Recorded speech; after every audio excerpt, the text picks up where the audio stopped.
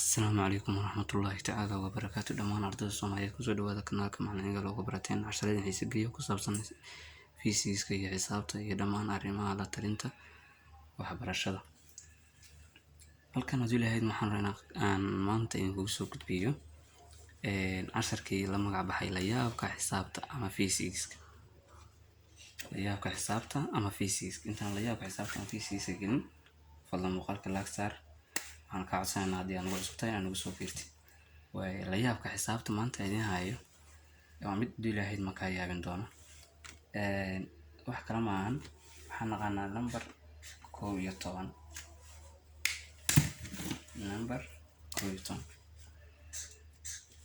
11 marka lagu dhifto hal number sida marka lagu dhifto 3 waa 33, marka lagu dhifto 4 waa 44, marka lagu dhifto 7 waa 77. number aad iyo aad iska sahlan marka number one digit lagu dhifanayo, laakiin marka lagu dhifto ka waran 2 digit marka lagu dhifto hadii maanta lagu yiraahdo 11 lagu dhiftay 42 maxaa sameynaysaa? hab yar sahlan ayaa rabnaa la yaab inaan kugu sharaxo dilahayd. wax kalena ma ahan kooda hore waxaan sameynaynaa laba number ayaan isku daraynaa. waxaan leenahay 4 ugu daray 2 waxay la mid tahay 6. dhexdaan qaadaynaa labadan dhexdaan geenaynaa waxay noqonaysaa 4 6 2. halkan ka waran fadlan muuqaalka like saar sina share garee tan waa cusubtan ugu soo biir aan tijaabino marka scientific ahaan aan tijaabino. okay maxaan leenahay 11 lagu dhiftay 42 ujeeda 4 6 2.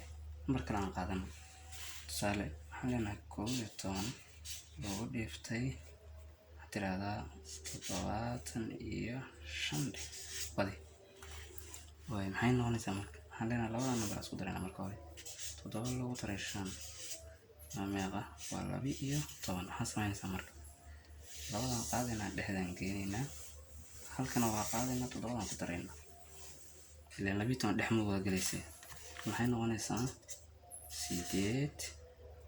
2 5 braawin ku ceebabina 11 lagu dhiftay 75 8 2 5 number kasta oo ku dhifatay hadii uu yahay number oo markii la isku daro one digit keenayo tusaale 4 lagu daray 2 waa 6 toos ayaa dhexda u geenaysaa. hadii uu ka noqdo sida 12 24 13 uu ka noqdana numberkan waxa geenaysaa dhexda kan kala ku daraysaa dilahay. example kala dhahan oo ku daro mid kale 11 lagu dhiftay 54 aanida labadan isku dar meeqay noqonayaan 5 lagu daray 9 kan qaadana dhexdan geenayna marka waxay noqonayaan 5 9 4. tijaabina bal 11 lagu dhiftay 54 5 9 4. ama santiin soo dhawaada la yaabka xisaabta halkaas ayuu maanta noo joogaya. fadlan muuqaalka like saar tan waa cusubtan ugu soo biir. assalaamu calaykum waraxmatullaahi tacaala wabarakaatuh. halkan waxaa ka heli doontaa dilahayd macasharo badan oo ku saabsan la yaabka xisaabta ama fiisigiska.